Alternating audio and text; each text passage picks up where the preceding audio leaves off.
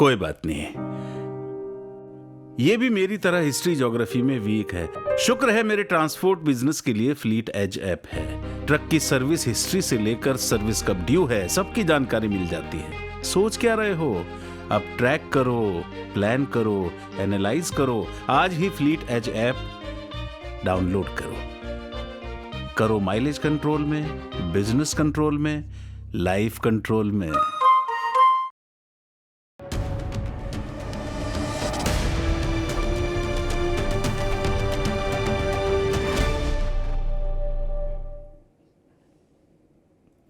UP में गठबंधन की गत न्यारी। भारतीय जनता पार्टी से लड़ने की तो मुद्रा ही नहीं दिख पा रही गठबंधन की, विपक्षी गठबंधन की। आपसी संघर्ष ही इतना व्यस्त रखे है गठबंधन के पार्टनर्स को कि मुझे लगता है कि भाजपा से लड़ने के लिए कोई रीति नीति तय करने का समय नहीं मिल पा रहा। राहुल गांधी की यात्रा उत्तर प्रदेश में है और आज गांधी पट्टी में थी, अमेठी में। और इसी बीच में अखिलेश यादव ने 11 उम्मीदवारों की घोषणा कर दी। एक तरफा 16 पहले कर दिए थे, 11 आप कर दिए। अब तक 27 घोषित हो गए। कांग्रेस का पता नहीं और गठबंधन की साझी लिस्ट का भी पता नहीं कि सीटों के बंटवारे का कौन कितनी लड़ाएगा। अखिलेश यादव ने कहा कि यात्रा में भी तब जाएंगे जब पहले ये क्लियर करो कि सीटों का बंटवारा क्या रहेगा, नहीं तो आप अपनी यात्रा अपने आप कर लो। ये स्थिति। मायावती जी ने आज सुबह सुबह ललकार दिया सबको, बोले खबरदार हमारा नाम लिया अगर किसी ने गठबंधन के लिए। उन्होंने कहा लग रहा है बसपा के बिना किसी की दाल नहीं गल रही क्या विपक्ष में। सारे दल खबरें चलवा रहे हैं कि बसपा से गठबंधन, बसपा से गठबंधन। उन्होंने कहा हाथी अकेला चलेगा। ये स्थिति है। राहुल जी जिस यात्रा पर है वो यात्रा उन्होंने बताई दी कि तो गैर राजनीतिक यात्रा है। चुनाव की घोषणा में बचे 10-15 दिन और राहुल गांधी अभी गैर राजनीतिक यात्रा निकाल रहे हैं। बताइए राजनीतिक यात्रा पर कब निकालेंगे? चुनाव के बाद। बड़ी विचित्र स्थिति है। और दूसरी ओर भारतीय जनता पार्टी है जो अयोध्या से लेकर कल्की धाम तक धर्म पथ तैयार कर रही है, विकास पथ तैयार कर रही है, ग्राउंड ब्रेकिंग सेरेमनी करके। धर्म पथ और विकास पथ दोनों को एक साथ समानांतर चलाकर उसके सहारे चुनाव में जाने के लिए तत्पर है। प्रधानमंत्री ने आज समाजवादी पार्टी के कभी गढ़ रहे संभल, जहां से खुद नेताजी लोकसभा में पहुंचे, रामगोपाल यादव जहां से चुन के पहुंचे, और अभी शफीकुर रहमान वर्क जहां से हैं, उस संभल में प्रधानमंत्री ने आज मोर्चा संभाला, कल्की धाम मंदिर का शिलान्यास किया और खूब तीर चलाए। पश्चिम की जमीन पर प्रधानमंत्री आरएलडी से गठबंधन होने के बाद पहली बार आए थे और उसके बाद लखनऊ पहुंचे तो योगी आदित्यनाथ की पीठ थपथपाई। कहा कि हर राज्य को योगी आदित्यनाथ से सीखना चाहिए, उत्तर प्रदेश से सीखना चाहिए। 1 ट्रिलियन की अर्थव्यवस्था बनाने के लिए उत्तर प्रदेश जैसे सक्रिय है, हर राज्य को अपना लक्ष्य तय करना चाहिए। तो भारतीय जनता पार्टी ने अपना एजेंडा साफ कर दिया, धर्म पथ और विकास पथ। धर्मशास्त्र और अर्थशास्त्र दोनों के साथ चलेंगे और विपक्ष का संघर्ष शास्त्र आपस में। उत्तर प्रदेश में इसी तस्वीर बन रही है। अखिलेश जी ने जरूर किया एक कि अंसारी परिवार को मैदान में उतार दिया। मुख्तार अंसारी के बड़े भाई अफजाल अंसारी गाजीपुर से चुनाव लड़ेंगे साइकिल चुनाव चिन्ह पर, घोषणा कर दी अखिलेश जी ने। यानी अखिलेश यादव की पार्टी को पूर्वी उत्तर प्रदेश में साइकिल चलती रहे, इसके लिए अंसारी परिवार की जरूरत है, ये इस बात से साफ हो गया। अब क्या स्थिति आगे बनेगी, कैसे बनेगी, वो तो अलग चीज है, लेकिन ना ये तय हो गया कि अफजाल मुख्तार अंसारी का परिवार राजनीति में अभी प्रासंगिक है। तभी ना अखिलेश यादव ने दांव लगाया। अब इसके प्रॉस एंड कॉन्स क्या होंगे वो बाद की बात है। तो कुल मिला के बड़ी नाजुक तस्वीर बन रही है। चुनाव सर पर है और विपक्ष अपने कील कांटे तक दुरुस्त नहीं कर पा रहा। ऐसे में कैसे लड़ेगा, और लड़ेगा नहीं तो जीतेगा कैसे, वो तो फिर संभावना ही खत्म हो जाती है। हमारे साथियों ने एक रिपोर्ट तैयार की, जरा इस रिपोर्ट को देखिए, फिर मेहमानों से परिचय कराएं और फिर बहस में चलें।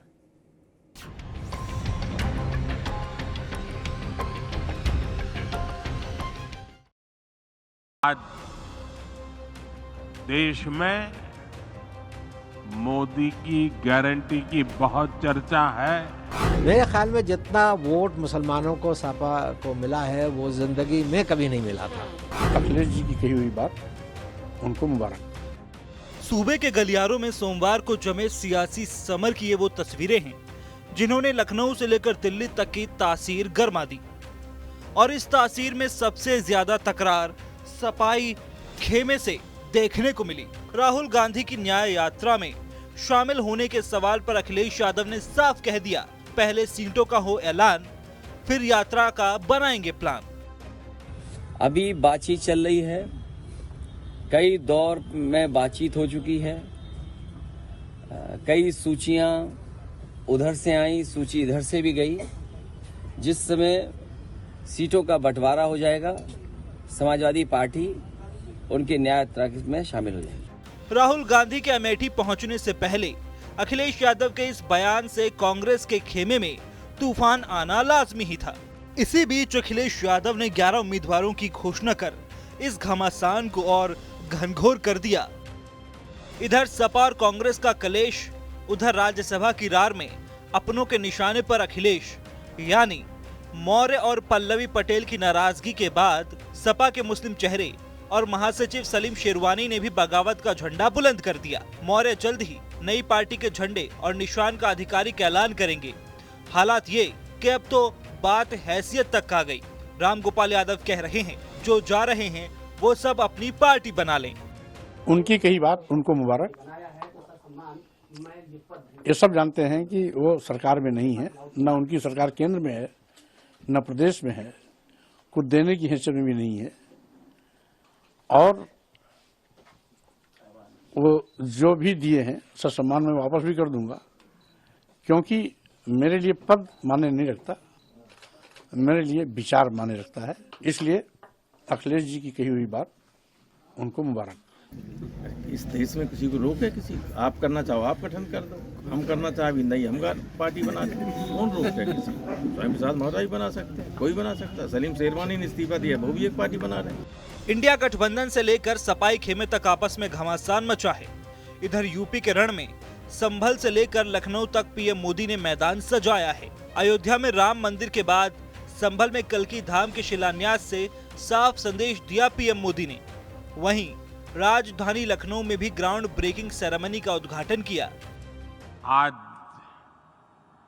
देश में मोदी की गारंटी की बहुत चर्चा है,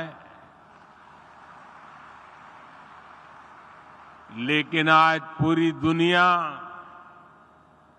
भारत को बेहतर रिटर्न्स की गारंटी मान रही है। यही विश्वास यहां यूपी में, लखनऊ में भी झलक रहा है। बहरहाल अखिलेश यादव जहां अपने ही बागियों से घिरे हैं, वहीं कांग्रेस से भी बात बनने के बजाय बिगड़ती दिख रही है। इसी बीच बसपा सुप्रीमो ने भी फिर एक बार ऐलान किया कि एकला ही चलेगा उनका हाथी। कुल मिलाकर सवाल यह है कि मोदी ने दिया 400 वाला संदेश, इंडिया में क्यों नहीं थम रहा कलेश। मेहमानों साहब का परिचय करा दें। आनंद दुबे, प्रवक्ता भारतीय जनता पार्टी, आनंद दुबे जी का स्वागत है। कीर्तिनिधि पांडे जी, प्रवक्ता समाजवादी पार्टी, कीर्तिनिधि जी का बहुत स्वागत है। डॉक्टर हिलाल नकवी, प्रवक्ता कांग्रेस, हिलाल नकवी साहब का बहुत स्वागत है। नावेद शिकोह, राजनीतिक विश्लेषक, नावेद शिकोह का बहुत बहुत स्वागत। नावेद शिकोह, जिस नारे पर चुनाव लड़ना था समाजवादी को, वो था पीडीए, वही नारा था, वही संविधान था, वही घोषणा पत्र था, नैरेटिव था, सब कुछ था सपा का। अखिलेश यादव ने एक ही चीज को प्रमोट किया था, केवल पीडीए।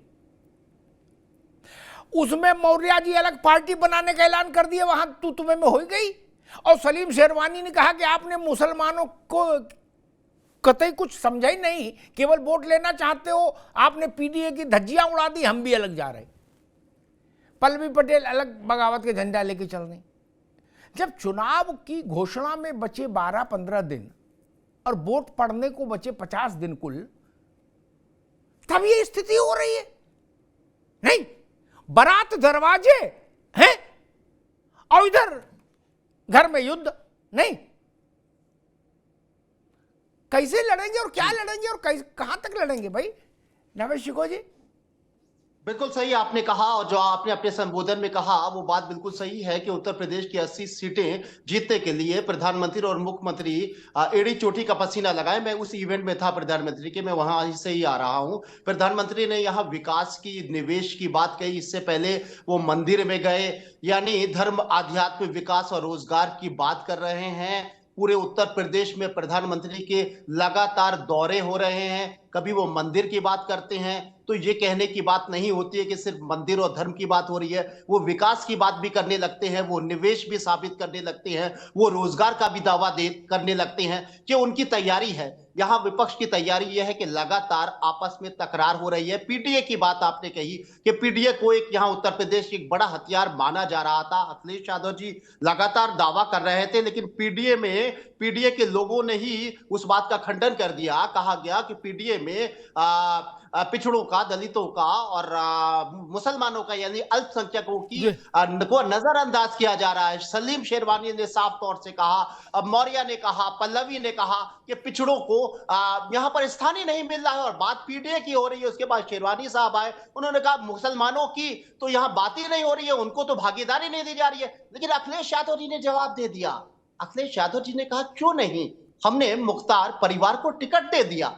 तो अब चर्चा होने लगी, मुसलमान जमात में कहा जा रहा है कि हाँ, आपने जवाब तो दे दिया, आपने मुसलमान को टिकट दे दिया, लेकिन मुसलमान का सिर्फ क्या यही चेहरा है? और कोई साफ सुथरी छवि का मुसलमान नहीं है, पढ़ा लिखा मुसलमान नहीं है। सिर्फ मुसलमान का मतलब सिर्फ मुख्तार और अतीक ही है, अफजाल और अतीक ही है। क्या मुसलमान जो दरी उठाते रहे, जो पोस्टर चिपकाते रहे, जो वोट दिखाते रहे, जो आपके कार्यकर्ता हैं हजारों लाखों की संख्या में, क्या उनमें से कोई चेहरा नहीं मिला? तो एक नया प्रश्न उठने लगा। जो बात आपने कही कि साहब टिकट दिया भी तो किसको दिया, सवाल उठने लगे भारतीय जनता पार्टी में। वो बात अलग है कि मुख्तार परिवार की हो सकता है और मुश्किलें बढ़ जाए, मुख्तार परिवार टिकट पाकर एक नई मुसीबत में भी आ सकता है। ठीक बात। कीर्तिनिधि पांडे जी, एक बात कही जा रही है कि भैया ये सब लोग इसलिए चिल्ला रहे हैं, सलीम शेरवानी, मौर्य और पल्लवी, कि ये दो, शेरवानी और मौर्य अपने लिए राज्यसभा चाहते थे, पल्लवी कृष्णा अपनी अम्मा के लिए चाहती थी, सोनेलाल जी की धर्मपत्नी के लिए, अपनी मां के लिए। ठीक, इस के लिए गुंजाइश ही नहीं बचती अगर आपने दो कायस्थ लड़ाने की बजाय एक पिछड़ा और एक मुसलमान टिकट दे दी होती, किसी को दी होती, रामलाल, श्यामलाल, हैं, रफीक, रशीद, किसी को, तो कम से कम ना सलीम शेरवानी बोल पाते, ना मौर्य बोल पाते, ना पल्लवी पटेल आप पर हमला कर पाती। नहीं, रास्ता तो आपने खोला। कीर्तिनिधि जी, देखिए अमिताभ जी, समाजवादी पार्टी के राष्ट्रीय अध्यक्ष जी ने बहुत स्पष्ट रूप से कहा कि हमारी लड़ाई पीडीए की लड़ाई, और हम भी यहां बैठ करके, जाति के तो ब्राह्मण है, हम भी तो वकालत पीडीए की कर रहे हैं। सवाल राज्यसभा जाना या विधान परिषद जाना या प्रवक्ता बनने का नहीं होगा, सवाल ये होता है कि किसी जाति का व्यक्ति होगा तो जिस विचारधारा के साथ रहेगा उस विचारधारा की वकालत करेगा। राज्यसभा हो, लोकसभा हो, विधान परिषद हो, विधानसभा। मौर्य साहब को भी विधान परिषद समाजवादी पार्टी ने भेजा। पल्लवी जी का दोबारा भी बयान आया, उन्होंने कहा अखिलेश जी हमारे बड़े भाई हैं, हम उनके साथ हैं और निश्चित रूप से पल्लवी जी समाजवादी पार्टी के उम्मीदवार को वोट देंगे। अब सवाल यह है कि नावेद सिको साहब कह रहे थे कि केवल अफजाल अंसारी ही मिले। हमारे यहाँ शफीकुर रहमान बख्श साहब भी एमपी हैं, एसटी हसन साहब भी एमपी हैं और अफजाल अंसारी साहब के खिलाफ जो मुकदमे लिखाए गए उससे कोर्ट से हिस्से है, कोर्ट से उनको जमानत है। सजा आप पाओगे तो देखा जाएगा। किसी के खिलाफ मुकदमा लिख देने से तो उसको मुलजिम नहीं मान सकते। अफजाल अंसारी का परिवार स्वतंत्रता संग्राम सेनानी का परिवार रहा है, नावेद सिको साहब भी जानते होंगे।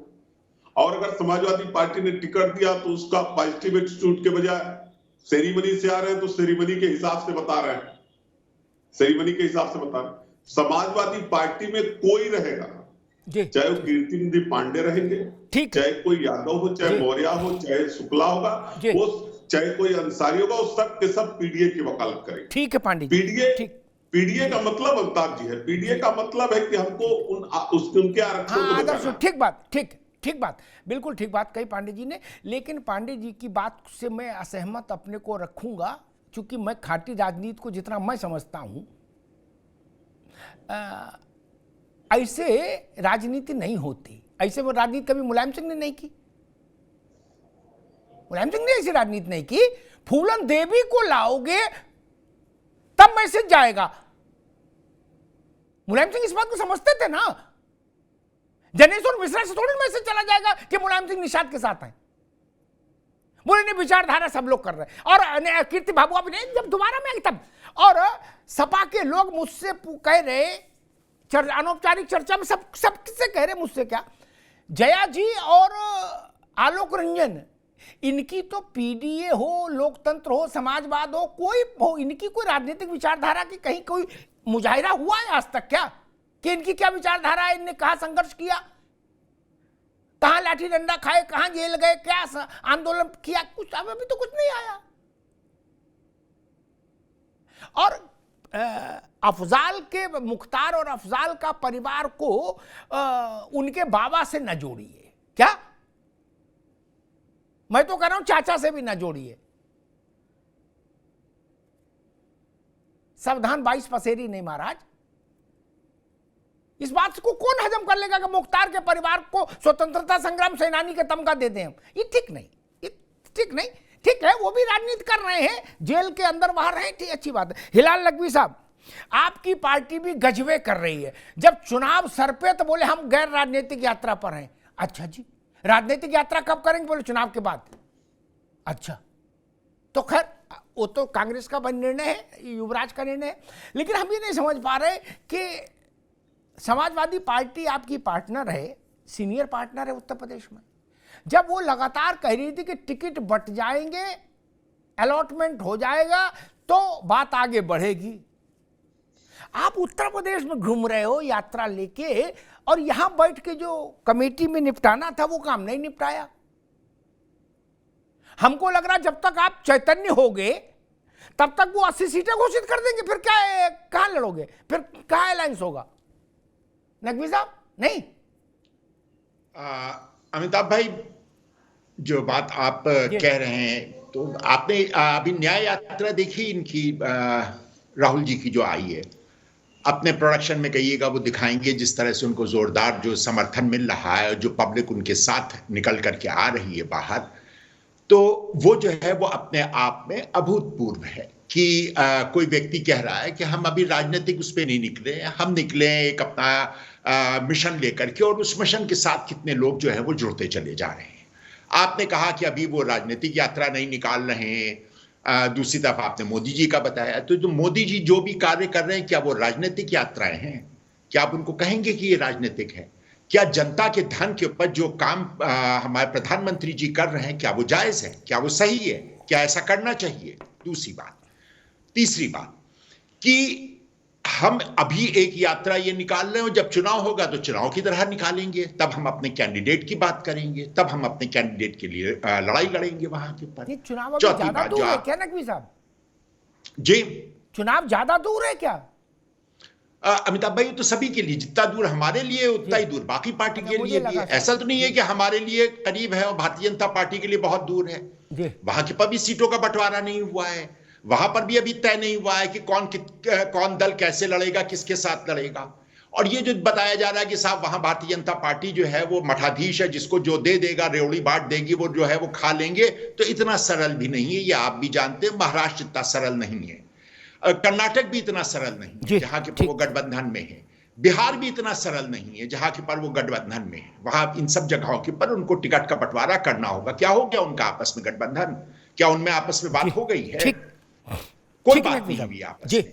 तो चुनाव की दूरी जितनी हमारी है उतनी बाकी सबके लिए, और हम जो है वो सड़क पर हैं। हम सड़क के ऊपर हैं और सड़क के ऊपर जाकर के कांग्रेस की बात कर रहे हैं, और साथ ही साथ हम जो है क्या अपना विजन रखते हैं उसकी बात कर रहे हैं। तो इसमें ये कहना कि क्या चुनाव के बाद चुनाव यात्रा निकलेगी, तो अरे भाई, मैंने नकवी साहब मैंने बात वापस ली। आप अभी 1 किलोमीटर प्रति घंटा की रफ्तार से चल रहे, आप 5 मीटर प्रति घंटा की रफ्तार चलो। मेरी शुभकामनाएं, हमें कौन सी दिक्कत है? आप बैरागी बाबा हो जाओ, कांग्रेस बैरागी भीतरागी बाबा हो जाए, हमें क्या दिक्कत है? वो जिंदगी भर गैर राजनीतिक अभियान चलाए, मुझे क्या समस्या है? थोड़े दिनों में एनजीओ में तब्दील हो जाए, कोई दिक्कत नहीं, उसकी मर्जी। ठीक, नकवी साहब अभी रुकना होगा। एक बात मैं कहूंगा कि नकवी साहब ने चीजों का बड़ा, मैं आनंद दुबे के पास हूं, उससे पहले एक बात कहूं, बड़े सरलीकरण कर दिया। क्या ओम प्रकाश राजभर, संजय निषाद और अनुप्रिया पटेल ने लिस्ट जारी कर दी?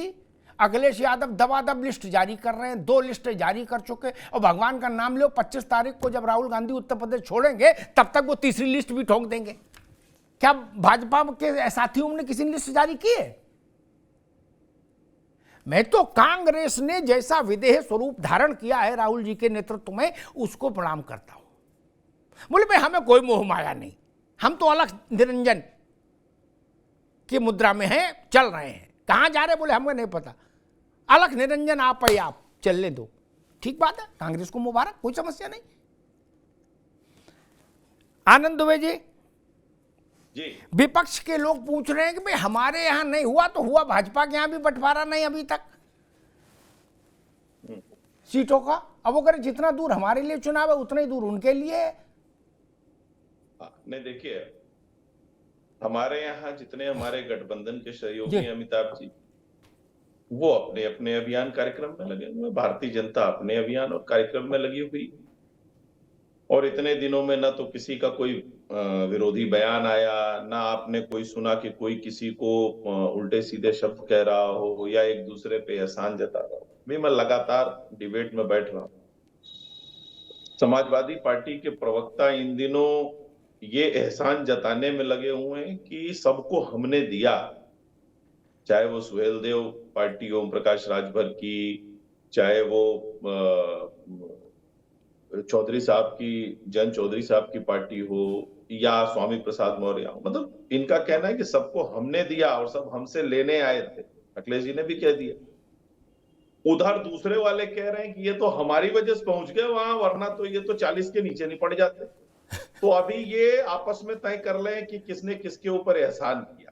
तो अभी यहाँ इंडी गठबंधन का जो बचा कुचा हिस्सा है वो एक दूसरे पर एहसान जताने में अपना समय बर्बाद कर रहा है। एक पुराना गीत है, वो मोहम्मद रफी साहब का शायद है, कि एक दिल के टुकड़े 1000 हुए, कोई यहां गिरा कोई वहां गिरा, और आशाओं के तिनके चुन चुन के सपनों का महल बनाया था, तूफान में तिनके बिखर गए, कोई यहां गिरा कोई। देखिए, इस समय देश में आदरणीय प्रधानमंत्री नरेंद्र मोदी जी की लोकप्रियता और भारतीय जनता पार्टी का एक जन विश्वास का तूफान उमड़ा पड़ा है। और इसमें ये जो दल थे जो कुछ महीनों पहले तक हाथ मिला के जोर जोर से कह रहे थे कि मोदी जी को उखाड़ फेंकेंगे, भाजपा को उखाड़ फेंकेंगे, वो आते आते उनकी ये स्थिति हो गई, उनको यही नहीं समझ में आ रहा है कि वो कहां है। और जहां तक बात रही कांग्रेस पार्टी की, देखिए कांग्रेस पार्टी 35 सालों से उत्तर प्रदेश में गली ढूंढ रही है यात्राएं निकालने के लिए, लेकिन उसे गली नहीं मिल रही है। एक सीधी रोड अमिताभ जी रायबरेली से लखनऊ जाती थी, उसको भी कांग्रेस पार्टी ने छोड़ दिया। अमेठी की गली पहले ही बंद हो गई। हाँ, एक चीज अच्छी बात है कि योगी आदित्यनाथ जी की सरकार ने, केंद्र और प्रदेश की डबल इंजन की सरकार ने उत्तर प्रदेश में इतनी सुंदर सड़कों की व्यवस्था कर दी है, चमचमाते हुए सड़कों की, कि राहुल गांधी जी की यात्रा कब आएगी और कब निकल जाएगी ये खुद कांग्रेस को भी नहीं पता चलेगा। बड़ी बढ़िया सड़कें बन चुकी हैं। मैं तो कह रहा हूं यात्रा एकदम निकालते रहें, धूमधाम से यात्रा निकाले। जनता ने इनकी यात्रा पहले निकाल दी। नावेद शिको, एक बात मुझे याद है, नकवी साहब विद्वान व्यक्ति हैं, लेकिन उन्होंने एक बात कही कि प्रधानमंत्री जनता के पैसे से घूम रहे। तो जवाहरलाल नेहरू से लेके आज तक जितने प्रधानमंत्री हुए अपनी जेब से टिकट करा के जाते हैं जब प्रधानमंत्री रहते हैं? नहीं ना, सरकार के ही पैसे से उनका सब हिसाब किताब बनता है, आना जाना खाना पीना नहीं, गाड़ी घोड़ा नहीं। खैर वो विषय अलग है। मैं समझना ये चाह रहा हूं कि एक मुस्लिम चेहरा, और वो भी पुराना मैच्योर चेहरा, भाई 4-5 बार लोकसभा में रहे सलीम शेरवानी, और एक स्वाभाविक तौर पर पिछड़ों के बड़े नेता माने गए होंगे मौर्य जी, तब अखिलेश जी लाए उनको और अपने बगल में बैठालते थे क्या? एक पीडीए से एक पिछड़ा और एक अल्पसंख्यक, दो बड़ी आवाजें सपा के फैसले पर सवाल उठाया, अखिलेश यादव के फैसले पर सवाल उठाया, और मौर्य तो अलग हो ही गए। हफ्ते भर के अंदर सलीम शेरवानी भी पार्टी छोड़ देंगे, इसके संकेत हैं। क्या ये डेंट नहीं लगेगा on the eve of election, जब इलेक्शन बिल्कुल सर पे हो? क्या ये इस बात से पूरा हो जाता है कि नहीं भाई, चूंकि कीर्ति निधि पांडे ब्राह्मण होके भी पीडीए की लड़ाई लड़ रहे हैं, इसलिए किसी को बोलने का अधिकार नहीं? क्या ये थ्योरी एटा इटावा फरुखाबाद में चल सकती है? जी बिल्कुल, इसका असर होगा। आपने एक बात कही थी, वो बात बिल्कुल सही है कि सलीम शेरवानी को राज्यसभा नहीं भी भेजा जाता और किसी दूसरे मुसलमान को भेज दिया जाता तो सलीम शेरवानी कुछ नहीं कर पाते, आवाज भी बुलंद नहीं कर पाते, विरोध भी नहीं कर पाते, उनके मुंह से आवाज नहीं। इसी तरह पल्लवी अगर कोई दबाव बना रही थी तो किसी पिछड़े को वो स्थान मिल गया होता तो पल्लवी भी इस बात का दबाव नहीं बना पाती। ये बात आप समाजवादी पार्टी की तरफ से कही जा सकती है, क्योंकि ये खुद मांग रहे थे और उनको नहीं मिली इसलिए बगावत कर दी। तो ठीक है, आप उसका काउंटर मारने के लिए आप पिछड़ों को और किसी मुसलमान को आप राज्यसभा में ही देते। मेन चीज यह है कि आपने भेजा ही नहीं, अपना मानक तय किया ही नहीं, जिस बात की आप बात कह रहे थे। और आप तीनों प्रवक्ता बैठे, बहुत शानदार प्रवक्ता, समाजवादी पार्टी के साथी ने कहा था कि आवाज तो बुलंद होगी, विचार तो पीडीए के कहे जाएंगे। तो क्या मतलब किसी डॉक्टर ने लिखा है कि आवाज बुलंद हो, लेकिन जिस जाति का आप नाम ले रहे हो, जिस धर्म और समुदाय को आगे बढ़ाने का नाम ले रहे हो, उसको आप जगह नहीं दोगे। आप उसकी हिस्सेदारी 80% 90% लोगे, लेकिन उस जात और उस धर्म के व्यक्ति को आप राज्यसभा में या लोकसभा में नहीं भेजोगे। ये किस डॉक्टर ने कहा है? आपको काहे को परहेज है?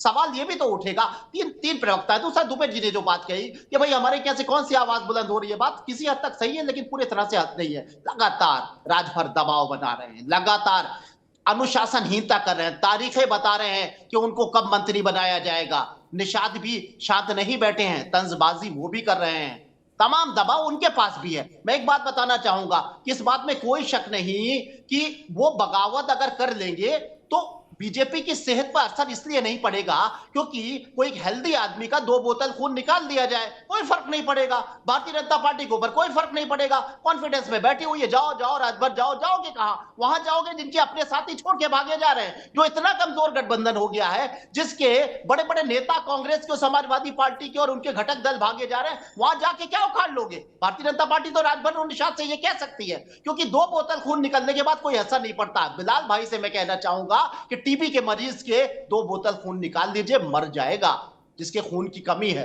आपके यहाँ अभी थोड़ी कमजोरियां हैं, आपके यहाँ कहीं ना कहीं आपको भाजपा से लड़ना है, ठीक है, अच्छी बात है। हम ये नहीं कह रहे हैं कि अगर कोई ताकतवर है तो उसके सामने आप हिम्मत मत करिए, आप लड़ाइए, आप हराइए उसको, आप जनता की आवाज बुलंद करिए। आप आज नहीं तो कल जरूर सफल होंगे, लेकिन अपनी कमजोरियां तो देखिए। उनकी यहाँ अगर टिकट नहीं बटे तो कोई चिंता की बात नहीं है, जब टिकट बटेंगे 2-4 इधर उधर चले गए, कोई फर्क नहीं है। मेजोरिटी खाली भारतीय जनता पार्टी की भी है, घटक दल जाएंगे कहां? जहां कमलनाथ चले जा रहे हैं, 3 पुश्तों के कांग्रेस के नेता, कांग्रेस को कमजोर करके, जहां पल्लवी चली जा रही है मजबूत, वहां पर राजभर आपके पास कैसे आ जाएंगे? ठीक है नावेद भाई, ठीक है।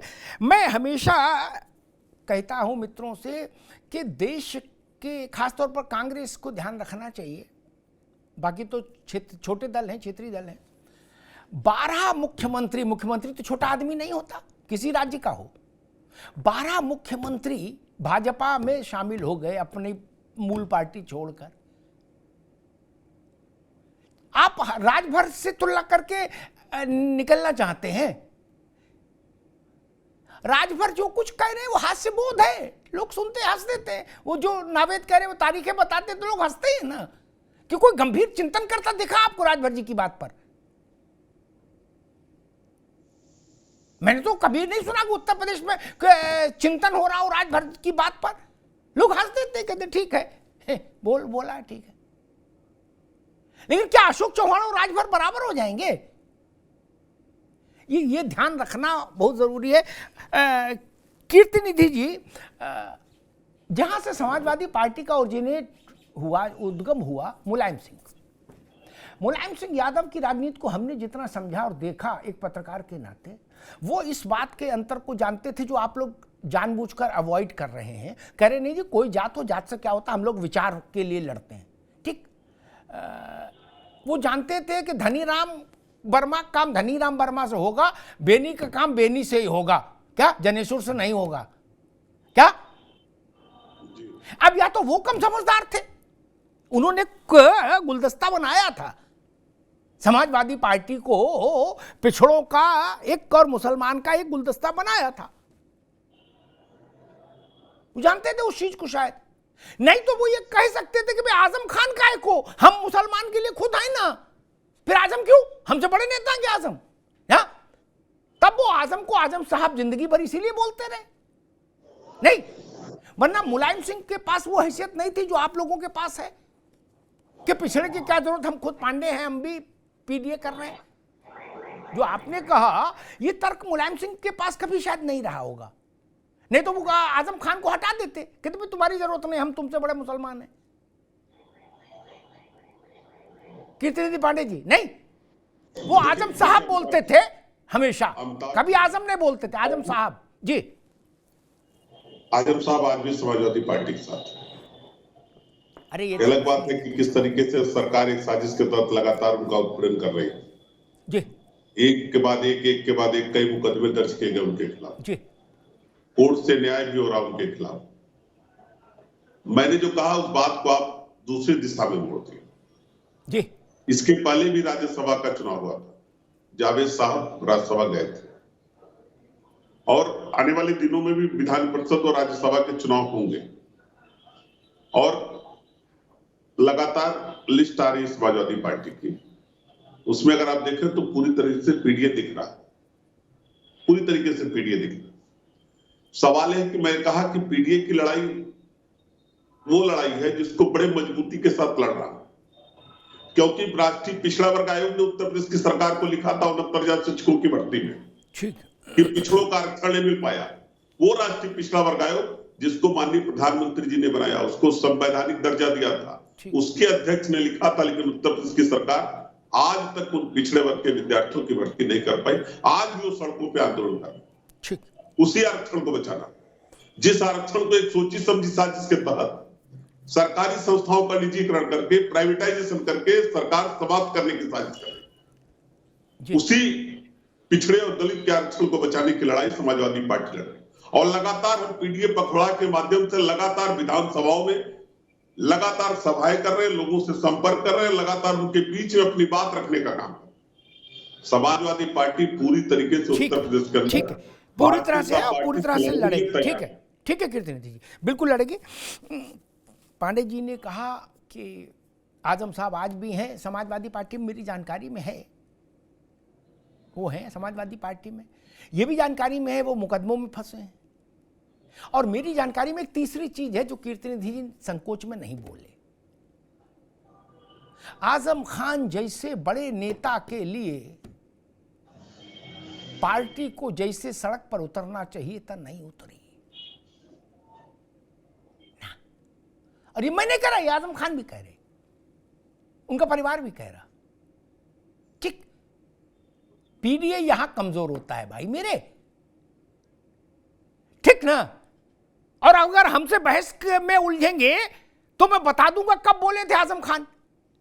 मेरी स्मृति ठीक है। आजम खान से पूछा गया जब वो जेल से आए मुलायम सिंह जी के बारे में, किसी पत्रकार ने पूछा कि मुलायम सिंह यादव गायत्री प्रजापति से मिलने जेल गए, गायत्री जो बलात्कार में अंदर गए थे, मां बेटी दोनों से बलात्कार करने के आरोप में, उनसे मिलने खुद स्वयं नेताजी गए, जेल में बैठे उनसे मिले, उनका हौसला बढ़ाया, बोले वीर तुम बढ़े चलो हम तुम्हारे साथ हैं। क्या तो पूछा कि भाई आजम खान से कि आपसे मिलने नहीं आए, तो उन्होंने कहा मैं छोटा मुलाजिम हूं, छोटा कार्यकर्ता हूं, नेताजी खूब पास मेरा टेलीफोन नंबर नहीं होगा। क्या ये मैंने नहीं कहा, आजम खान ने बोला है। पीडीए यहां भी दरकता है मित्र।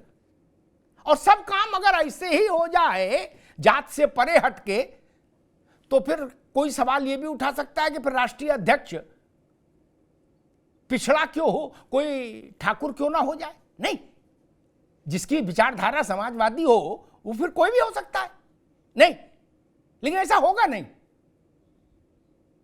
क्योंकि जात महत्वपूर्ण है। खैर, हिलाल नकवी साहब, जी सर, मसला वहीं आके खड़ा हो रहा है कि अखिलेश जी ने कहा कि भाई पहले सीटें निपटा लो। क्या आपने एक हाई लेवल कमेटी बनाई थी क्या? मुझे लग रहा है आपने उसको ज्यादा हाई कर दिया, उसका लेवल।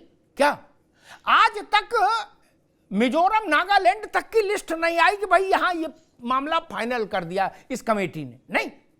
और उत्तर प्रदेश में जब आपके सीनियर पार्टनर ने आपसे लगातार कहा कि पहले सीटों का बंटवारा करिए, ये सबसे महत्वपूर्ण है, उसके बाद कोई दूसरी बात, तो आपने उसको बैक बर्नर में क्यों डाल दिया? बोले नहीं अभी हम गैर राजनीतिक कामों में व्यस्त हैं, राजनीतिक कामों में जब सोचेंगे तो बात करेंगे। नकवी साहब। जी अमिताभ भाई, अभी जो हमारे भाजपा के मित्र ने गाना गाया था वो बहुत अच्छा लगा। मेरे दिल के टुकड़े हजार हुए, कोई सुब्रमण्यम स्वामी बना और कोई सतपाल मलिक बना, लेकिन उनके वक्तव्यों पर चर्चा नहीं होनी है क्योंकि उसकी इजाजत नहीं है, इसलिए उनके वक्तव्यों के ऊपर चर्चा नहीं होनी है, उनके पर हमको जो है बहस नहीं करनी है, उनके ऊपर हम जो है वो किसी तरह का कोई शो नहीं करेंगे। एक बात। दूसरी बात इसमें जो आपने कही कि पंडित जवाहरलाल नेहरू से लेकर के अभी तक की कौन प्रधानमंत्री अपने पैसों से सफर किया, तो कौन प्रधानमंत्री जो है आपने कहा ना वो अपने राजनीतिक और धर्म यात्रा पर है। तो राजनीतिक यात्रा अगर आप कर रहे हैं और हमारे पैसों पे कर रहे हैं तो निश्चित रूप से हम उस पर सवाल उठाएंगे, हमारा पूरा हक बनता है। अगर वो राजनीतिक यात्रा है, अगर वो जो है वो चुनावी यात्रा है तो हम सवाल उठाएंगे उसके ऊपर। तो दूसरी बात ये हो गई, शिको साहब ने भी बड़ी अच्छी बात कही कि साहब वैसे ही पूरा खून से लबरेज है भारतीय जनता पार्टी, उसके अंदर जो है वो कोई कमी नहीं है, 8-10 बोतलें हैं, 2-4 बोतल निकल जाएगी, कोई फर्क नहीं पड़ेगा। शिको भाई, या तो भाजपा का डॉक्टर खराब है जो खून की बोतल चढ़ा रहा है, 1, 2, 3, 4, 8, 10, 20 फट जाएगा दिल, है ना। किसी का अगर खून की बोतल इतनी चढ़ी हुई है और उसका डॉक्टर उसके अंदर 10 बोतलें और डाले दे रहा है, दिल फट जाएगा। तो कहीं ना कहीं वो एनीमिया का मरीज है, वो टीबी का भी मरीज है और एनीमिया का भी मरीज है, लेकिन दिख रहा है मजबूत, जैसे बंगाल में दिखा था। बंगाल में भी ऐसी खून की बोतलें चढ़ाई थी, अब की बार 200 पार, पूरा बंगाल तोड़ के रख दिया था। याद होएगा आपको, आप अमिताभ भाई आपको तो अच्छे से याद होएगा, अब की बार 200 पार पूरा का पूरा जो वहां के तृणमूल कांग्रेस थी उसके छटनी करके रख दी थी, कोई नेता ही नहीं बचा था। जनता ने क्या बताया, उनका तुम्हारा दिल फट गया है और वो अनीमिया हो गए, 50 तक पहुंचते पहुंचते हाफने लगे और 70 तक पहुंचते पहुंचते कलेजा मुंह में आ गया था। बंगाल में ही हुआ था, हमने आपने सबने देखा था उसको। तो इसलिए हमको इससे कोई ना डराए कि साहब इतने लोग चल गए, उनके अंदर इतनी खून की बोतल चढ़ गई, खून की बोतलें बंगाल में कभी चढ़ते हुए देखी ठीक है? है, ठीक है, और जम के चढ़ते हुए ठीक देखी है, है? नकवी साहब बिल्कुल इसलिए ठीक उसकी है। बात भी ना करें, ठीक, आप कतई खून के विषय से में आपको अधिकार है, आप अपना इंजेक्शन ना चढ़वाओ खून का, आप मालिक हो, नाविकों करने थोड़ी ना बोतल चढ़ जाएगी आपके ना। अब अमिताभ भाई आपके पास हम आ जाए, अब आपके पास आ जाए, नहीं नवेशिकों के कहने पे नहीं चलेगी। अगर नवेशिकों साहब या यहाँ हम में से बैठा हुआ कोई भी व्यक्ति इतना शक्तिशाली होता जो जानता कि कब खून की बोतल चढ़ानी है और हम नहीं चढ़ा रहे हैं, और कब हमारे खून की बोतल निकल गई मेरी मर्जी से, ठीक है हिलाल भाई, अभी शक्तिशाली कोई भी नहीं है, तो ये तो सब हो गया। नहीं अमिताभ भाई आपके सवाल का भी तो जवाब दे दें आप, जल्दी से दे दीजिए, फिर मैं बीजेपी पे जाऊं जी। कि वो जो है वो लगातार अपनी सीटें डिक्लेयर कर रहे हैं, उन्होंने कहा था पहले सीटें डिक्लेयर हो जाए तब फिर आगे की वार्ता होगी। जी हाँ, अमिताभ भाई समाजवादी पार्टी का विलय नहीं हुआ है कांग्रेस में, समाजवादी पार्टी अपनी सियासत कर रही है, कांग्रेस पार्टी अपनी सियासत करेगी। हम उनको नहीं मजबूर कर सकते वो क्या करें, और वो हमको मजबूर नहीं कर सकते कि हम क्या करें। ना बिल्कुल नहीं, जो सीटें कही है और जो वो डिक्लेयर कर रहे हैं सीटों के जो भी नाम वो तय कर रहे हैं, तो पूरा हिंदुस्तान में वो तो अव्वल नंबर पे है, कोई नहीं कर रहा है डिक्लेयर, लेकिन वो कर रहे हैं, वो उनकी सियासत है, इसके ऊपर ना हमको कोई आपत्ति हो सकती है। ठीक है हिलाल भाई, ठीक बिल्कुल ठीक है, आपकी बात सिर माथे। ये बात अखिलेश यादव को सुननी चाहिए कि हमारी मर्जी, और सही बात है, जब शादी ब्याह में छुटौती हो जाती है तो ये तो गठबंधन है, इसका कौन पूछना आ रहा है भैया। नहीं, ये आप गलत डायरेक्शन में ठीक है ना हिलाल भाई, आप देखो, अब हम आपको पूरी धैर्य से सुन रहे थे, अब आप ये मिसाज से नहीं उलझिए, ना ना ना ना थोड़ी दे सकते, ना ना ना ना ना, जब दोबारा आए तब, अभी नहीं, अभी रुक जाइए, अभी नहीं, ये बात जायज नहीं है। और दूसरी बात हिलाल लखवी जी ने कही कि बंगाल में खून की बोतलें चढ़ी थी, बताया, उन्होंने उदाहरण दिया। बंगाल का श्रेय ममता बनर्जी को जाता है, जिन्होंने कहा कि हम कांग्रेस को 2 सीट देंगे, लेनी हो तो बता, टेलीफोन कर देना, और नहीं तो वो भी नहीं देंगे। ममता जी का क्रेडिट राहुल गांधी के खाते में तो नहीं जमा हो सकता भाई, ममता का क्रेडिट सोनिया जी के खाते में, खड़गे जी के खाते में नहीं जमा हो जाएगा ना। लेकिन भाजपा का क्रेडिट उन्होंने तो कह दिया कि भाई कांग्रेस की कोई स्थिति नहीं है, लेकिन और उन्होंने एक ना हिलाल भाई अभी नहीं, और ममता जी से चूंकि कांग्रेस ने मोहब्बत जताई है, इसलिए मैं उनका एक वक्तव्य याद दिला दूं हिलाल भाई को। ममता जी ने कहा कि कांग्रेस अगर इतनी ही ताकतवर अपने को समझती है तो मेरा सुझाव है उसको वाराणसी में मोदी को हराने प्रियंका गांधी को उतारना चाहिए। ममता जी के सुझाव को सिर माथे रखिए, तब आप कहोगे ममता बनर्जी हमको डिक्टेट करेंगी, तो भैया मीठा मीठा गप्पो कड़वा कड़वा दूध तो नहीं चलेगा। या तो ममता जी को वरिष्ठ मान रहे हो तो उनकी बात मान लो। खैर, आनंद दुबे जी, खून की बोतल से बात शुरू हुई और कांग्रेस कह रही है कि भाजपा को इतनी बोतल खून की चढ़ती जा रही है, कहीं दिल जो है वो वश न कर जाए, विस्फोट ना हो जाए शरीर के अंदर, इतनी ज्यादा बोतलें चढ़ गई हैं। ने देखिए, जिन लोगों ने हमेशा उनकी ही राजनीति की, जिन्होंने हमेशा हिंसा की राजनीति की और नफरत की राजनीति की, वो खून से ऊपर कभी सोच ही नहीं पाएंगे, है ना। कि कांग्रेस के लिए कि निकलोगे तो हर मोड़ पे मिल जाएंगी लाशें ढूंढे से, मगर शहर में कातिल न मिलेगा। तो ये तो वो लोग हैं जिनका पूरा का पूरा एक इतिहास है, अगर आप खंगालेंगे तो मतलब आजादी के पहले से लेके और बाद तक लगातार हिंसा का, कत्लो गारत का। लेकिन इस पर मैं बात नहीं करूंगा, इनका इतिहास सब जानते हैं। अब इन्होंने कहा कि यात्राओं पे, आपने वो बताया, भाई हमारी पार्टी में कोई प्रधानमंत्री ऐसा नहीं हुआ जो अपने परिवार की छुट्टियां मनाने के लिए आईएनएस दिल्ली और आईएनएस विराट लेके निकल जाता रहा। तब हमारे पार्टी में तो कोई नहीं हुआ जो निजी छुट्टियां मनाने के लिए देश का युद्धपोत लेके निकल ले, और उस दौर में लेके निकल ले जब एक आधी युद्धपोत हुआ करता।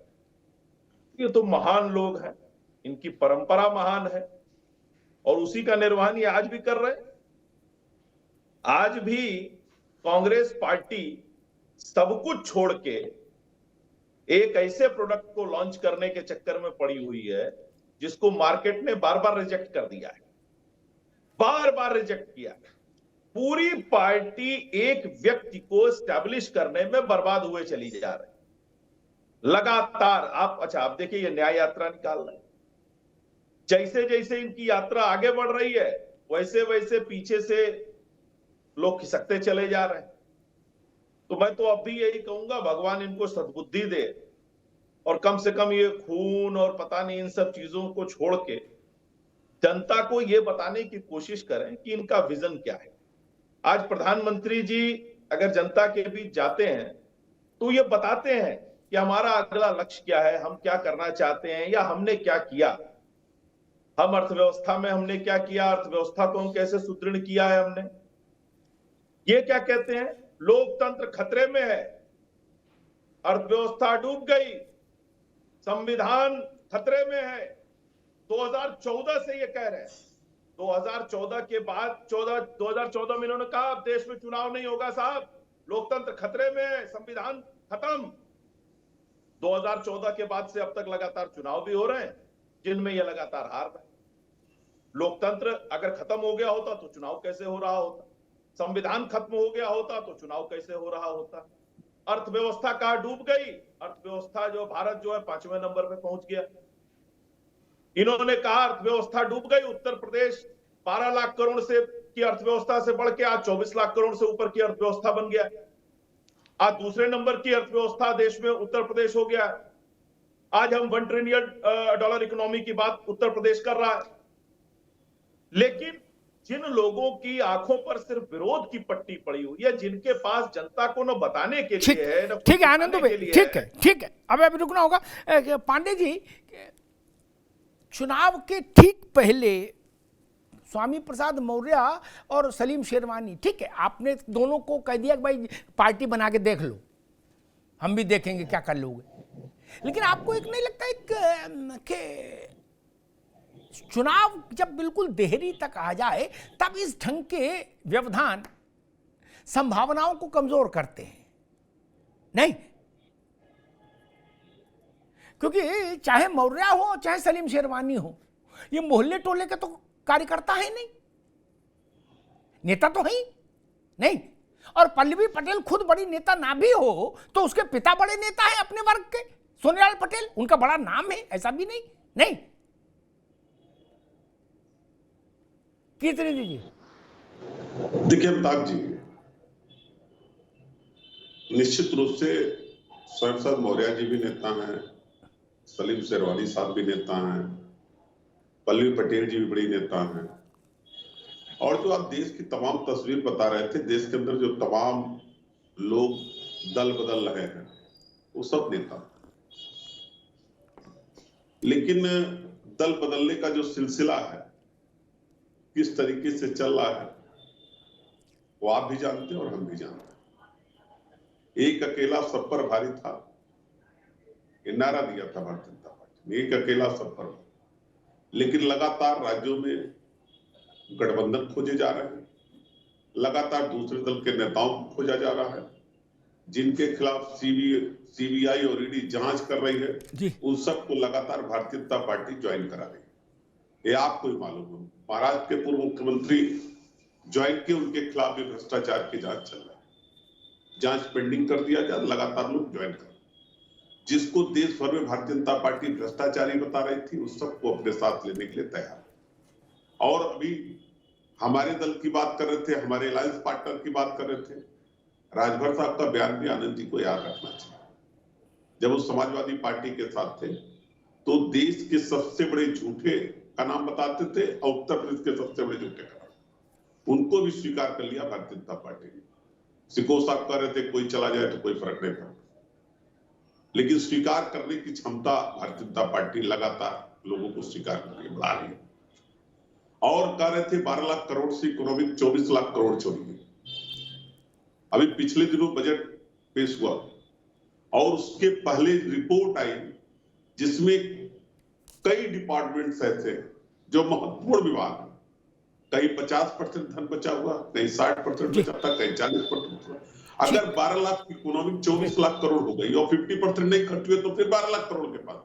ठीक है कीर्तन जी, ठीक ठीक है कीर्तन जी, मेरा सवाल सिर्फ इतना था कि आपके चुनाव से ठीक पहले आपकी पार्टी के अगर बड़े नेता छोड़कर जाते हैं तो पार्टी को डेंट लगता है। इसे मेरी पत्रकारी समझ कहती पार्टी कोई हो, ठीक।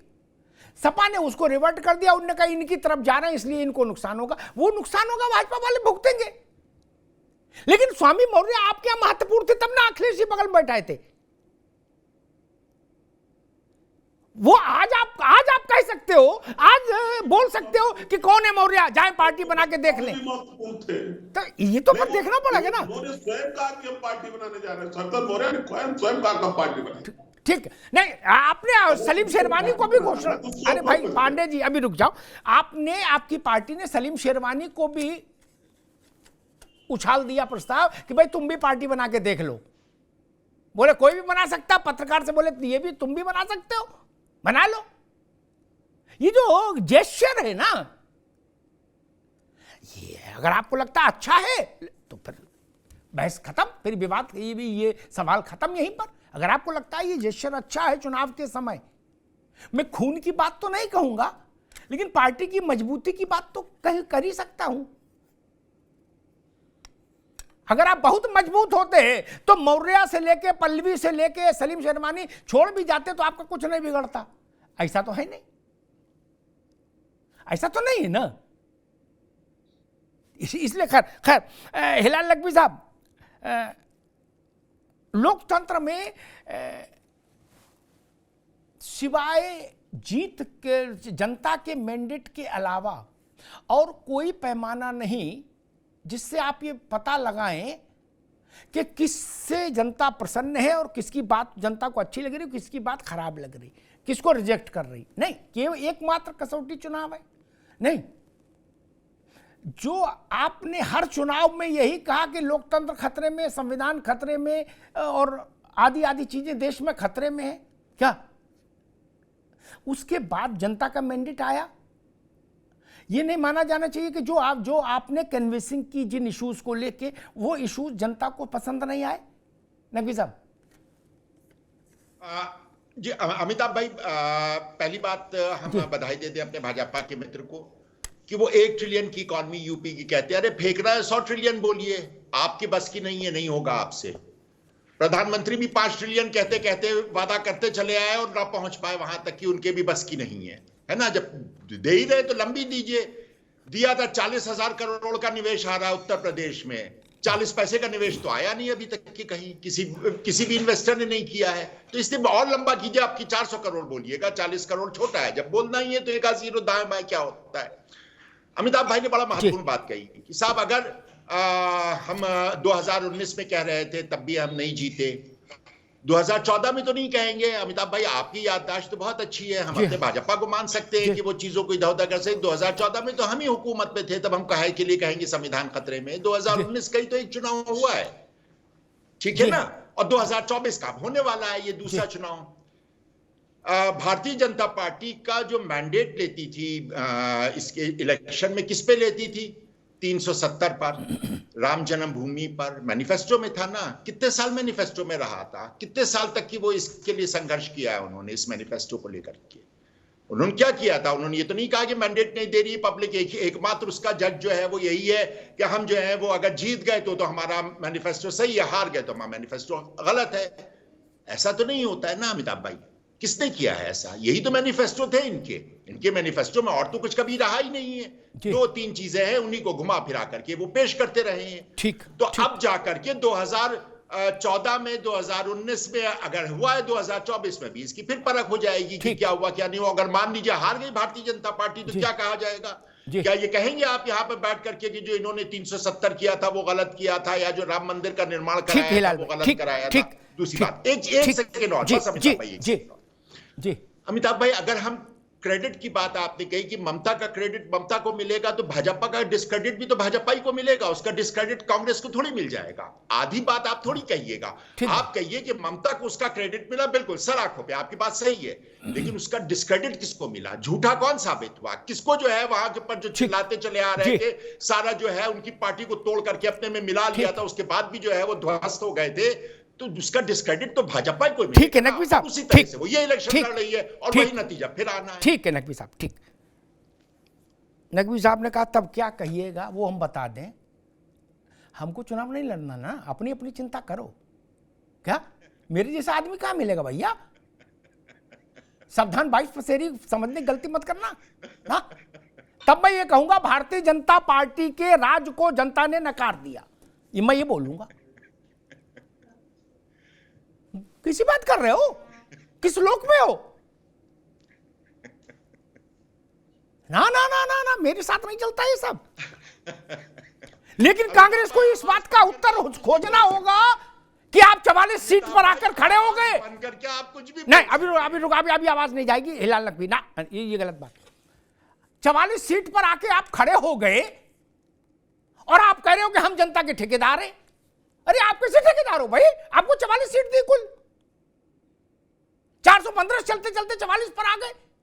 उत्तर प्रदेश में जहां मोतीलाल नेहरू, जवाहरलाल नेहरू, इंदिरा गांधी, राजीव गांधी, संजय गांधी रहे, वहां आप 2% वोट के शेयर होल्डर हो, 2%। और बातें लाल किले में खड़े होकर कर रहे हो यार, ये नहीं करो। लोकतंत्र में इसके अलावा कोई तरीका ही नहीं ना। गजब बात कर रहे हैं। अगर अखिलेश यादव के पास 32% 33% वोट है और आपके पास 2% है, तो आप और अखिलेश यादव को एक तराजू कैसे तोल दूंगा मैं तो नहीं तोल सकता। आपसे ज्यादा वोट और आपसे ज्यादा विधायक अनुप्रिया पटेल की पार्टी के हैं उत्तर प्रदेश में, और कांग्रेस फिर भी मुस्कुरा रही है, हंस रही है, तो उसको मेरा प्रणाम, फिर मेरा प्रणाम। अगर जवाहरलाल की पार्टी तब भी खुश है कि उत्तर प्रदेश में हम अनुप्रिया पटेल की पार्टी से भी नीचे हैं, तो मैं उसको प्रणाम करूंगा। इसके अलावा और क्या कर सकता हूं? जहां से इंदिरा गांधी चुनाव लड़ती हो, जहां से पंडित जी चुनाव लड़के जीतते हो, उस प्रदेश में आप अनुप्रिया पटेल की पार्टी से नीचे खड़े हो गए। बताइए, अपना दल से। फिर भी आप हंस रहे हैं, प्रसन्न हैं, स्वस्थ हैं। ईश्वर की आप पर बड़ी कृपा है।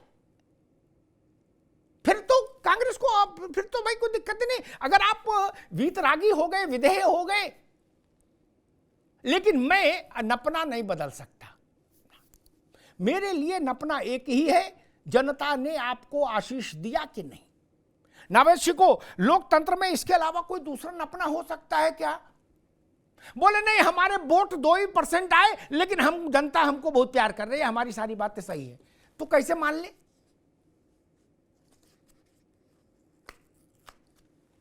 बिल्कुल जी, अपनी कमियों को रियलाइज करना हर पार्टी का कर्तव्य होता है। मैं एक बात कहना चाहूंगा खासतौर से विपक्षी प्रवक्ताओं से, वो हमारे भाई हैं और सबको विपक्ष की चिंता रहती है, क्योंकि लोकतंत्र का सौंदर्य विपक्ष होता है, सत्ता के सामने सीना तान के उसकी कमियों को बताता है, इसलिए विपक्ष की परवाह। मैं एक बात कहना चाहूंगा, बहुत कम समय आपके पास बचा है, चाहे वो चैनल हो, चाहे वो पैनल हो, चाहे वो विश्लेषक हो, चाहे वो पत्रकार हो, वो सत्ता और विपक्ष से ज्यादा जनता की बात करना चाहता है। मैं इस समय जनता की बात करना चाहूंगा। एक बहुत बड़ी जनसमूह है भारत में जो चाहता है कि भाजपा सरकार में बात सरकार नहीं रहे, कोई दूसरी सत्ता आए, वो विरोध में वोट डालना चाहता है। उसके सवाल हैं, यहाँ सत्ता के पत्रकार के विश्लेषक के सवाल नहीं है, बिलाल साहब के सामने है, हमारे पांडे जी के सामने सवाल है, जनता के। वो जनता जो भाजपा सरकार को हटाना चाहती है। सवाल इस बात के, आप कर क्या रहे हो?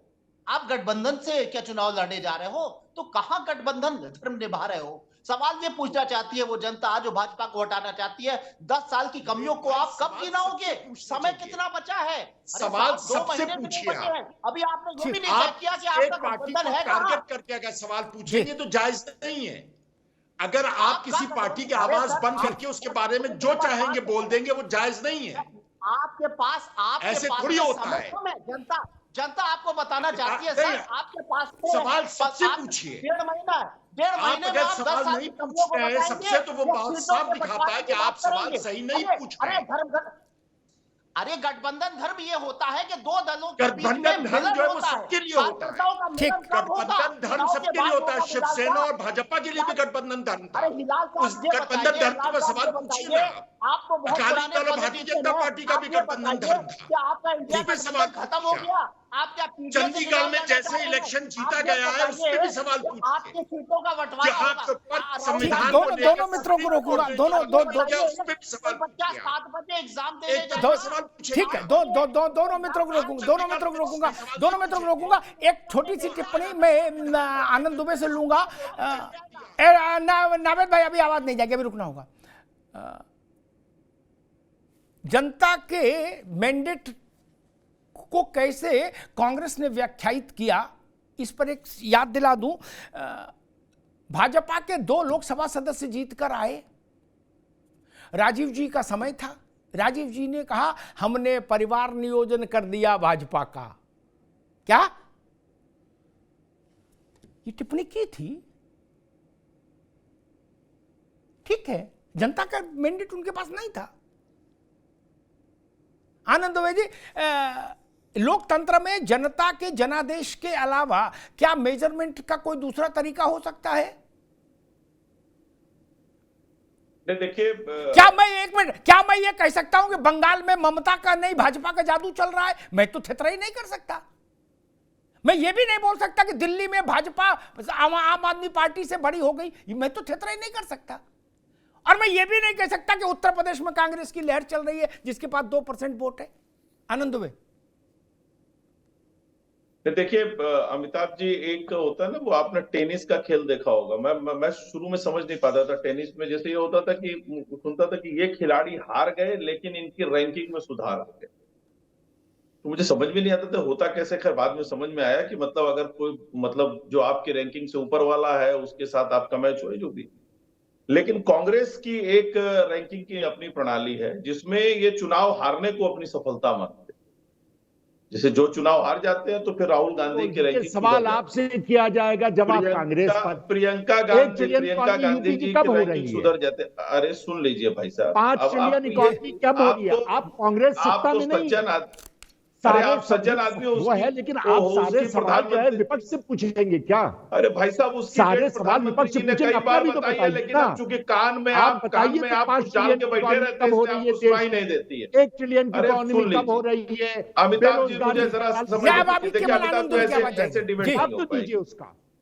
अमिताभ जी ऐसे डिबेट बोलिए भैया, आनंद बोलिए जी। अमिताभ जी, $5 ट्रिलियन इकोनॉमी कब होगी इसका तो प्रधानमंत्री जी हर मंच से बताते रहते हैं कि आने वाले समय में हम पहुंच जाएंगे और हम तीसरी बड़ी अर्थव्यवस्था हो जाएंगे, बताते रहे। लेकिन मैं इनको याद दिलाना चाहता हूं, इन्होंने देश ऐसे चलाया कि 3 बार रुपए का अवमूल्यन कांग्रेस की सरकारों में हुआ है। 2 बार विदेशी बैंकों में सोना गिरवी रखा गया है। एक बार तस्करों से छुड़ाया हुआ सोना और एक बार आरबीआई में रखा हुआ सोना, और वो भी कितना? सिर्फ $40 करोड़ के लिए, सिर्फ $40 करोड़ के लिए देश को तबाहो बर्बाद कर दिया इस कांग्रेस पार्टी ने, भुखमरी के कगार पे ले जाकर खड़ा कर दिया था। और जिन नरसिम्हा राव को कहा जाता है कि उन्होंने इसमें सुधार किया, उनको कितना बड़ा इनाम कांग्रेस पार्टी ने दिया कि उनके पार्थिव शरीर को कांग्रेस मुख्यालय में नहीं आने दिया। ऐसे ये लोग देश चलाते थे, ऐसे ये लोग अर्थव्यवस्था चलाते थे। अब समय कम है, अब रुकना होगा। मैं कितनी भी झाऊ करो, कितने भी दिन करो, मैं इसके अलावा कोई दूसरा नपना पवित्र नहीं मान सकता। जनता के जनादेश से बड़ा कोई थर्मामीटर बैरोमीटर नहीं, नपना नहीं, बाकी सब बातें बेकार। मैं एक बात कहता हूं, जवाहरलाल देश के बड़े नेता हैं, इंदिरा गांधी बड़े नेता हैं देश की, ये बात जब कही जाती थी तो सारे देश भर के एक एक आदमी ने लिख के कोई एफिडेविट तो दिया नहीं था। वो जीत रहे थे, जनता जनादेश दे रही थी, माना गया कि आपके नेतृत्व से जनता खुश है। लेकिन वो पैमाना भाजपा के साथ लागू नहीं होगा। बोले क्यों? बोले हमें मंजूर नहीं। तो आपकी मंजूरी से तो देश नहीं चलेगा ना। मैं एक आगे की बात कहता हूं, बीती ताए बिसार दे नावेद बाबू, 24 का चुनाव अब बहुत दूर नहीं, 100 दिन के भीतर रिजल्ट आ जाएगा। 100 दिन के भीतर नई लोकसभा आ जाएगी, ठीक, विदिन 100 डेज। एक काम कर लेते हैं, दोनों जवाहरलाल जी से लेके अब तक के चुनाव 19 तक के, क्या हिलाल भाई ने इस पर भी कहा कि 14 में तो हमारी स्थिति दूसरी थी, ठीक है चलो 24 में, 14 को भी 10 साल हो लेंगे तब तक, 24 में कौन दल कहां खड़ा है, उसके बाद तो उसको ये बात माननी पड़ेगी ना कि जनता ने उसको स्वीकार किया या रिजेक्ट किया, या तब भी गोल मोल घूमोगे, तब तो नहीं घूमने देंगे। दोनों सफल नहीं हो सकते, या तो भाजपा फेल हो जाएगी या राहुल गांधी फेल हो जाएंगे, इंडिया गठबंधन फेल हो जाएगा, ऐसा तो नहीं सकता दोनों पास हो जाओ, है ना। इतना साहस तो रखो भाई मेरे, फिर भी आप अपनी गाओगे, अपनी ढपली लेकर निकल लोगे बाजार में, ये नहीं चलेगा ना, ये नहीं चलेगा। मैं उस थेथरोलॉजी के हमेशा खिलाफ रहा, मैं थेथरोलॉजी शब्द इस्तेमाल कर रहा हूं, जो ये कहे कि हम जीतेंगे तभी लोकतंत्र है, दूसरा जीतेगा तो लोकतंत्र नहीं है। अरे भाई आप कभी नहीं जीतेंगे तो क्या लोकतंत्र नहीं? और वो कौन लोग हैं जो ये भ्रम फैलाते हैं? उसमें कांग्रेस के राष्ट्रीय अध्यक्ष भी शामिल है। बताइए कि अगला चुनाव नहीं होगा, गजब बात है। इस देश में कभी चुनाव रुका क्या? इमरजेंसी लगाई थी, इंदिरा जी ने लगाई थी, अब वो भी कोई दूसरा नहीं लगा पाए, उसकी बंदोबस्त कर दिया, जनता सरकार आई तब। कौन इस बात पर भरोसा करेगा कि भारत में चुनाव नहीं होंगे? भारत से ज्यादा स्मूथ पावर ट्रांसफर भारत के अड़ोस पड़ोस में कहीं हुआ क्या? ये दुष्प्रचार क्यों किया जा रहा है? अरे ग्राम प्रधानी तक का तो कभी चुनाव नहीं बंद हुआ भारत में। खड़गे जी कह रहे कि आखिरी है, अब की हमें जिता दो, बोले ना जिताएं चाचा तो बोले फिर चुनाव नहीं होगा। अच्छा मान लीजिए आप हार गए और फिर भी चुनाव होता रहा, तब क्या बोलेंगे? तब मानना पड़ेगा खड़गे जी को देश की समझ नहीं। तब ये भारत है मित्र, पार्टियां आएंगी जाएंगी, नेता रहेंगे जाएंगे, नए नेता आएंगे, कोई लोकतंत्र से बड़ा हो जाएगा माई का लाल? और कौन है ऐसा जो भारत के लोकतंत्र को बंधक बना ले? इंदिरा गांधी ने दुस्साहस किया था, उसका उत्तर जनता ने दे दिया था। उसके बाद से ऐसा दिवा स्वप्न अब कोई नहीं देख सकता माई का लाल। इंदिरा गांधी ने देखा था तो अपनी हैसियत देख ली थी। इंदिरा गांधी, विद्याचरण, वंशी लाल, ओम मेहता, संजय गांधी सब हारे थे इकट्ठे, घर में रोने वाला नहीं बचा था कोई। अब दोबारा कोई ऐसी धृष्टता नहीं कर सकता। इसलिए यह प्रचार बिल्कुल अपरिपक्व वाणी है। अब बुजुर्ग लोग जब ऐसी बात बोले, जिन्होंने भारत की आजाद लोकतंत्र के इतने बसंत देखे, कोई नई उम्र का लड़का बोले समझ में आता, खड़गे जी जैसे लोग जिनकी उम्र हो गई 80-82 साल, बताइए, जो आजादी से पहले जन्मे, वो लोग कह रहे कि चुनाव नहीं होंगे, बताइए। और जब हम ये कहते हैं कि लोकतंत्र खत्म हो गया, अगर हम ये बात जनसभा में नावेद जी और टीवी पर बोल पा रहे लोकतंत्र खत्म हो गया, इसका मतलब लोकतंत्र खत्म नहीं हुआ। क्योंकि लोकतंत्र खत्म हो गया होता तो आप ना टीवी पे बोल पाते ना माइक पे बोल पाते। जिन देशों में लोकतंत्र खत्म हो गया वहां ये मुनादी करने की इजाजत नहीं है मिली। इंदिरा गांधी ने जब लोकतंत्र खत्म किया था तो जयप्रकाश नारायण को भी बोलने की इजाजत नहीं दी थी, जेल में डाल दिया था, याद ही होगा। मैं तो ये नहीं समझ पा रहा, माइक पर ये बोला जा रहा है कि लोकतंत्र खत्म हो गया, तो आप बोल कैसे रहे हो? अगर लोकतंत्र खत्म हो गया होता तो आपकी वाणी पर अंकुश होता मित्र।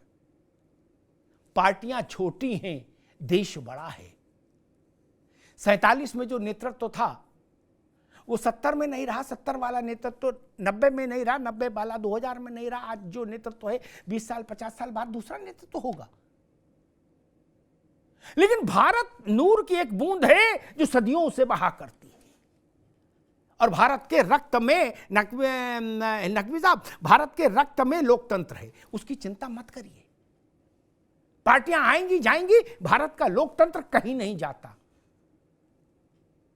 बाहर दुनिया ने जब लोकतंत्र नहीं देखा था तब वैशाली में गणराज्य की व्यवस्था भारत ने की थी कई हजार वर्ष पहले। वैशाली में वो दुनिया का सबसे पहला डेमोक्रेटिक मॉडल है जो वैशाली में भारत ने दिया था। इसलिए ये प्रचार मत करिए कि भारत में लोकतंत्र खतरे में है। पार्टियां खतरे में हो सकती हैं, पार्टियां विलुप्त हो सकती हैं, लोकतंत्र नहीं। धन्यवाद।